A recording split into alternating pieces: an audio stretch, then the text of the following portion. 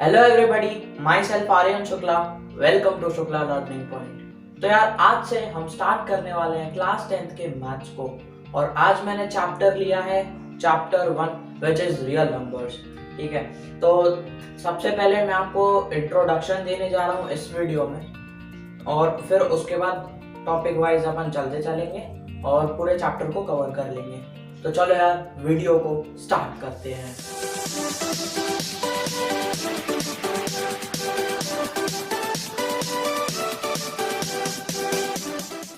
तो यार अभी मैं आपको बताऊंगा कि चैप्टर में क्या क्या टॉपिक्स हैं। मतलब हम करेंगे चैप्टर को डिवाइड कुछ ब्रॉड टॉपिक्स में। तो सबसे पहला टॉपिक है यूक्लिड्स डिवीजन लेमा, और दूसरा टॉपिक है यूक्लिड्स डिवीजन एल्गोरिथम, जो कि बेस्ड है यूक्लिड्स डिवीजन लेमा पे ही। ठीक है, और ये दोनों टॉपिक ही 2021 सिलेबस के लिए, 2021 बोर्ड्स के हिसाब से मतलब 2021 बोर्ड्स के सिलेबस में से हटा दिया गया है, कट कर दिया गया है। ठीक है, तो फिर भी मैं आपको बताऊंगा इसके बारे में। तो चलो भाई मैं आपको बता देता हूँ, थोड़ा सा शॉर्ट में करके बता दूंगा, जिससे कि आपको एक बेसिक आउटलाइन मिल जाएगा। ठीक है, तो सबसे पहले मैं आपको बता देता हूँ यूक्लिड्स डिवीजन लेमा के बारे में। तो भाई देखो, यूक्लिड्स डिवीजन लेमा कुछ नहीं है, जो बचपन में पढ़ते थे ना भाई, dividend equal to divisor into quotient plus remainder, same to same वही चीज है। बस इसको एक वर्ड में या फिर थियोरम के टाइप में बस वर्ड्स में लिख दिया है और 10th में दे दिया है। ठीक है, और देखो क्या है यहाँ पर, 2 का अगर हम डिवाइड करते हैं 9 से, ठीक है, सिंपल डिवीजन के बेसिस पर है ये पूरा यूक्लिड्स डिवीजन लेमा। ठीक है, देखो यहाँ पर ये हो जाएगा 2 4 8 9 - 8 1, ये हो गया। अब इसको अपन इसके फॉर्म में कैसे लिख सकते हैं, 9 इक्वल टू 2 इंटू 4 प्लस 1, है ना। 9 हो गया डिविडेंड, 2 हो गया डिवाइजर, 4 हो गया क्वोशिएंट और 1 हो गया रिमाइंडर। और ये सेम टू सेम यहाँ पर ऐसे लिख सकते हैं कि dividend is equal to divisor into quotient plus remainder. ठीक है, अब ये जो यूक्लिड्स डिवीजन लेमा है, ये मतलब इसमें कुछ नहीं है। इसमें क्या कर दिया है, डिविडेंड को मान लिया है a, डिवाइजर को मान लिया b, या फिर कोई भी वेरिएबल ले सकते हो, उससे कोई अंतर नहीं पड़ता है। ठीक है, यहाँ पर क्या होना चाहिए कि जो डिवाइजर है, डिविडेंड है, वो डिवाइजर से बड़ा होना चाहिए। यानी कि अगर मान लो मैंने a डिविडेंड माना और b हो गया डिवाइजर, तो इसका मतलब क्या हुआ कि जो a है वो b से बड़ा है ना। तो जो a है वो b से बड़ा है। तो यहाँ पर हम क्या लिख सकते हैं कि a अगर b से बड़ा है तो हम इसको जनरल फॉर्म में लेकर चलें, जनरल फॉर्म, तो वो हो जाएगा a is equal to b, है ना। मतलब a हो गया डिविडेंड जो कि डिवाइजर से बड़ा है, तो a equal to b divisor into quotient, quotient को माना q प्लस रिमाइंडर, रिमाइंडर को माना r। तो ये क्या हो जाएगा, a is equal to B Q plus r। अब यहाँ पर एक कंडीशन है r के लिए, रिमाइंडर के लिए एक कंडीशन है कि ये जो रिमाइंडर है ना भाई, ये रिमाइंडर डिवाइजर से, मतलब देखो ये रिमाइंडर जो है या तो 0 के इक्वल होगा, 0 के इक्वल होगा, ठीक है, 1 भी हो सकता है, और जो डिवाइजर है उससे छोटा होना चाहिए। जैसे कि इस एग्जांपल में यहाँ पर रिमाइंडर क्या है 1 और डिवाइजर क्या है, डिवाइजर क्या है 2। तो यहाँ पर जो रिमाइंडर है उसकी वैल्यू 0 भी हो सकती है, बट वो b से, जो डिवाइजर है उससे छोटी होनी चाहिए, और यही है यूक्लिड्स डिवीजन लेमा। अब यहाँ पर लेमा का मीनिंग होता है एक प्रूवन स्टेटमेंट जो कि दूसरे स्टेटमेंट को प्रूव करने में यूज आता है।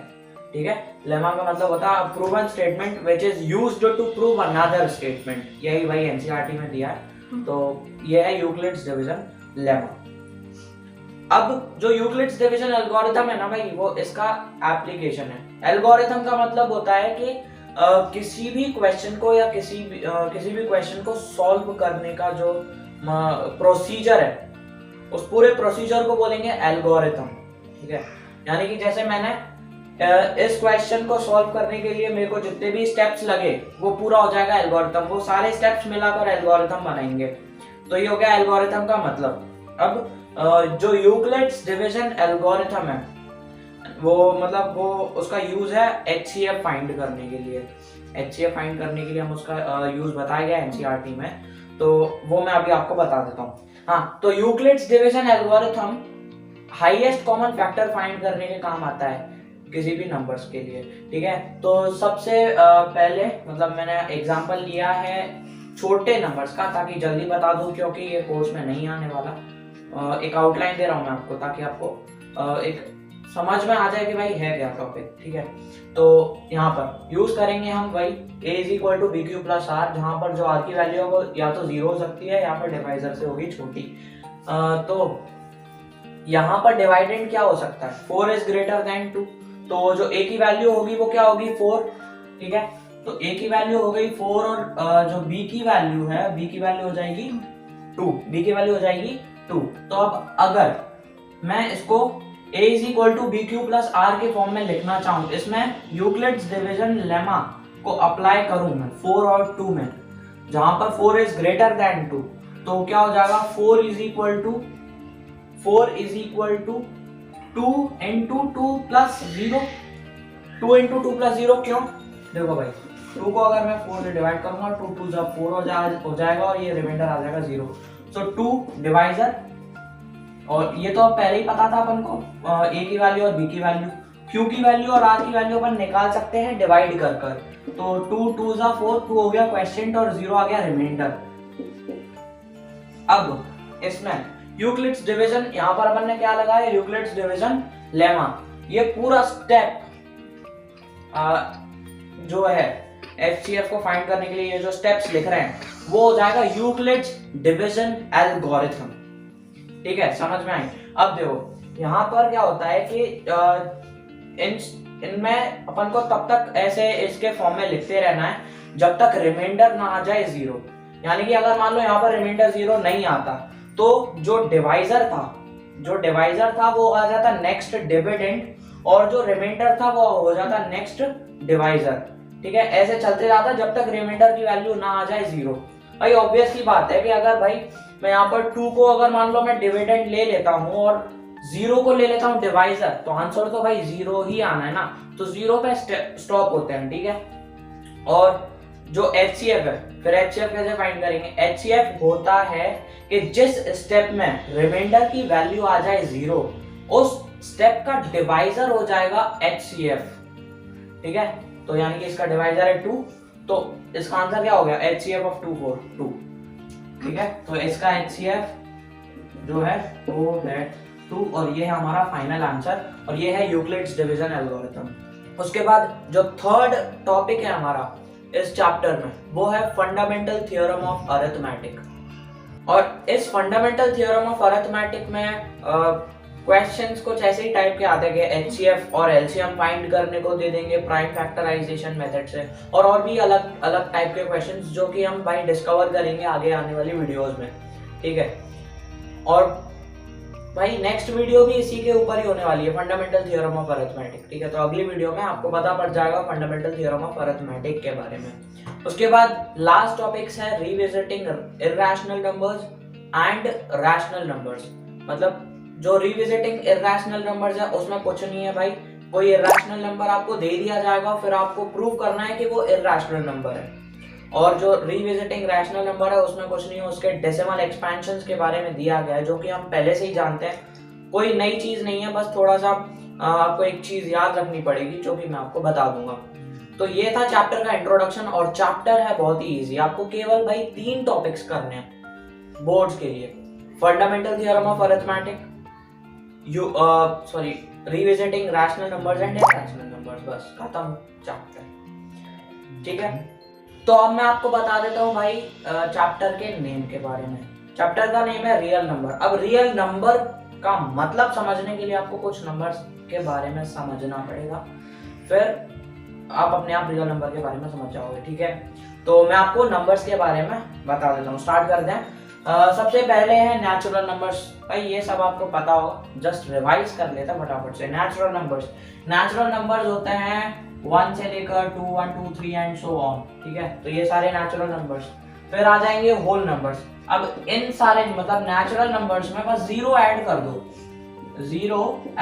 दो, तो वो हो जाएगा होल नंबर। अब इंटीजर्स, इन सारे नंबर्स के जो 0 को छोड़कर 1 2 3 एंड सो ऑन का नेगेटिव कर दो, ठीक है, नेगेटिव भी ऐड कर दो इनमें, तो वो हो जाएंगे इंटीजर। जैसे कि -1 -2 -1 0 1 2 एंड सो ऑन, ठीक है, तो ये हो जाएंगे इंटीजर्स।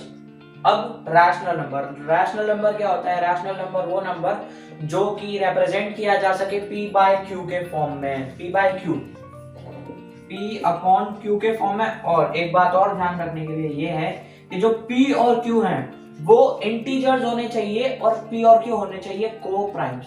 को-प्राइम्स जिन्हें नहीं पता मैं आगे अभी बताने वाला हूँ, ठीक है, तो p और q होने चाहिए को-प्राइम्स। तो rational numbers are those numbers which can be represented in the form of p/q where p and q are integers and q is not equal to 0। भाई अगर q 0 हो गया, अगर q 0 हो गया तो फिर ये रैशनल नंबर नहीं होगा, है ना। सो q is not equal to 0, okay, and where p and q are co-primes, okay, तो वो हो जाएगा रैशनल नंबर। अब भाई ये इरैशनल नंबर एक अलग ही से निकल के आ गया। इरैशनल नंबर रैशनल नंबर का ऑपोजिट होता है। इरैशनल नंबर को हम p/q के फॉर्म में रिप्रेजेंट नहीं कर सकते हैं।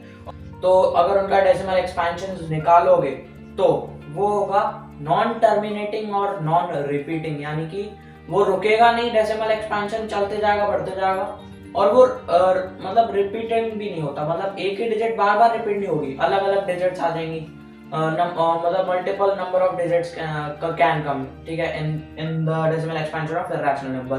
और रैशनल नंबर का डेसिमल एक्सपेंशन या तो भाई टर्मिनेटिंग हुआ, या जैसे कि 4/2 तो 2.0, अगर 5/2 तो वो जाएगा 2.5, तो ये टर्मिनेटिंग है।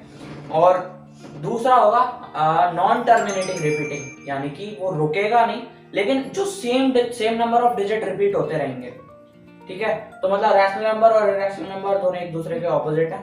अब ये सारे नंबर्स को कंबाइन करके बनते हैं रियल नंबर्स, ठीक है। तो रियल नंबर की डेफिनेशन अगर मैं बोलूं तो real numbers are those numbers which can be represented on the number line, यानी कि नंबर लाइन पे जो नंबर रिप्रेजेंट किया जा सके वो हो जाएगा रियल नंबर, ठीक है। नंबर लाइन पे कहीं भी कोई भी नंबर अगर रिप्रेजेंट किया जा सके तो वो हो जाएगा रियल नंबर, ओके। तो ये सारे natural number, whole number, integers, rational number and irrational number constitute करते हैं और बनाते हैं रियल नंबर्स।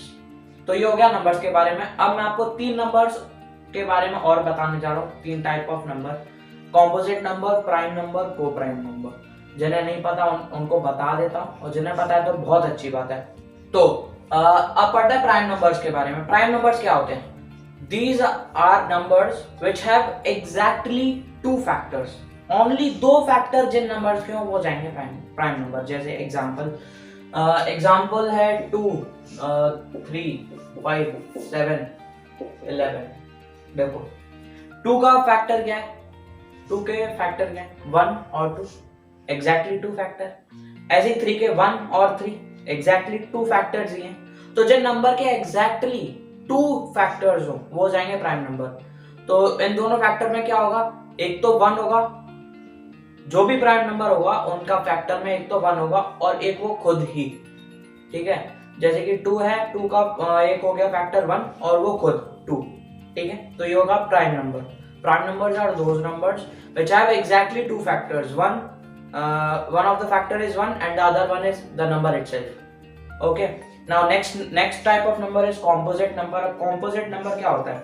composite number वो होता है जिसके more than 2 factors होते हैं। जैसे कि for example 4 6 8 9 10, ठीक है। 10 अगर लें तो 10 के फैक्टर्स क्या हो गए? 1 2 5 और 10, 4 फैक्टर्स हो गए, यानी कि मोर देन 2 फैक्टर्स जिस भी नंबर के हों, 2 फैक्टर से ज्यादा फैक्टर जिस भी नंबर के हो वो हो जाएगा कॉम्पोजिट नंबर, ठीक है। So composite numbers are those numbers which have more than 2 factors, okay. और भाई अगर आप ध्यान से देखो तो जो कॉम्पोजिट नंबर्स होते हैं ना, जैसे कि अगर मैं 10 को लेता हूँ तो 10 को अपन कैसे रिप्रेजेंट कर सकते हैं? 2 into 5, 2 into 5 है ना। तो ये जो कॉम्पोजिट नंबर है वो कैसे बना, ये सब है प्राइम नंबर, ये प्राइम है, ये प्राइम है। प्राइम नंबर को मल्टीप्लाई करके कॉम्पोजिट नंबर बन गया है ना। 2 और 5 प्राइम नंबर है, मल्टीप्लाई करके क्या बनना है, कॉम्पोजिट नंबर। ठीक है, तो इसके बेस पर एक थ्योरम भी है जो कि हम इसी चैप्टर में पढ़ने वाले हैं। ठीक है, तो ये जो 2 into 5 करके 10 बना, तो प्राइम नंबर्स को अगर हम मल्टीप्लाई करते हैं तो कॉम्पोजिट नंबर मिलेगा। भाई मैं आपको बता देता हूँ और भी एग्जांपल। 5 into 3 15, 15 कॉम्पोजिट नंबर है। कैसे, 15 के फैक्टर्स हो गए 1, 1, 3, 5 और 15 इटसेल्फ। ठीक है, 4 फैक्टर्स। ऐसे ही 2 into 3 into 5 अगर करते हैं तो क्या हो जाएगा, 2 3 6 5 30। 30 भी एक कॉम्पोजिट नंबर है क्योंकि 1 उसके फैक्टर क्या क्या हो गए, 1 हो गया, 2 हो गया, है ना, 3 हो गया और 6 हो गया और 10 हो गया, है ना। तो मतलब बहुत सारे, 2 से ज्यादा फैक्टर्स हैं उसके, तो वो भी हो गया कॉम्पोजिट नंबर। तो ये हो गया प्राइम नंबर और कॉम्पोजिट नंबर के बारे में। एक्चुअली प्राइम नंबर जो है कॉम्पोजिट नंबर्स के बिल्डिंग ब्लॉक्स कह सकते हैं प्राइम नंबर्स को। ओके, अब को प्राइम नंबर्स को पढ़ते हैं। को प्राइम नंबर्स 1 और 2, ये को प्राइम नंबर। कैसे, coprime numbers are those numbers which have only one common factor. मतलब जैसे कि अगर मैं 2 और 4 को लूं तो 2 और 4 में कॉमन फैक्टर क्या हो गया, 1। जैसे देखो एक मिनट, तो देखो भाई 4 को हम लिख सकते हैं 2 into 2 into 1 और 2 को लिख सकते हैं 2 into 1। अब इसमें कॉमन फैक्टर क्या हो गया, 2 और 1, तो इसके 2 कॉमन फैक्टर हो गए। बट को प्राइम नंबर वो नंबर होते हैं जिनका ओनली एक ही कॉमन फैक्टर होता है और वो होता है 1।